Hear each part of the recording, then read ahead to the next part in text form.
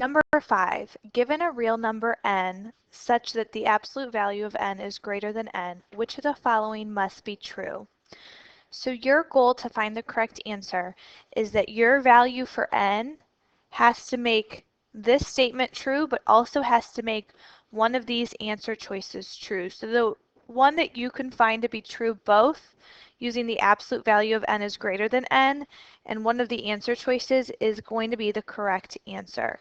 Try this one on your own.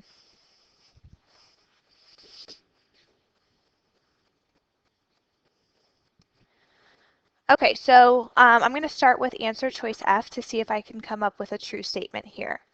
So answer choice F says n is less than 0. So it's some negative number. I'm going to choose -2. So let's say n equals -2. That would make the answer choice a true statement. But now let's see if it makes the original statement also true. So let's see if the absolute value of -2 is greater than -2.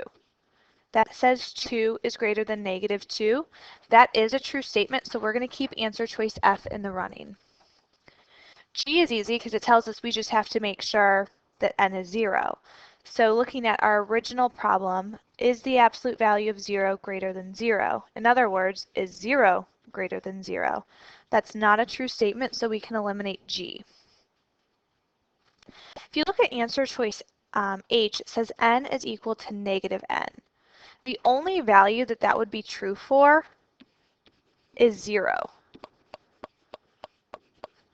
And we've already eliminated n equals 0 in answer choice G. So we can go ahead and eliminate H.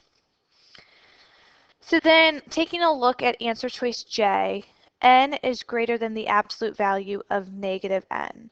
So you could try to plug in a value here. If I tried to plug in maybe 2, then I would get 2 is greater than the absolute value of -2. And 2 is not greater than 2. So I actually can't even find a value that's going to make J as an answer choice a true statement. This is never true, so let's eliminate J.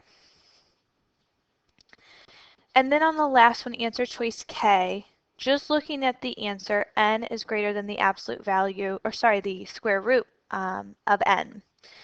Something that's kind of interesting about square roots is we talked about at the very beginning to use your whole numbers and also fractions, considering all of those different values. So the interesting thing about a square root is that when you take the square root of a fraction, the fraction actually gets bigger. So let's pick n equals 1/4. So if I plug that into our answer choice, that would be 1/4 is greater than the square root of 1/4, which means 1/4 is greater than 1/2. So like I said, when we take the square root of a fraction, the outcome is actually bigger. So this is not going to be true for fractions and therefore is not always a true statement.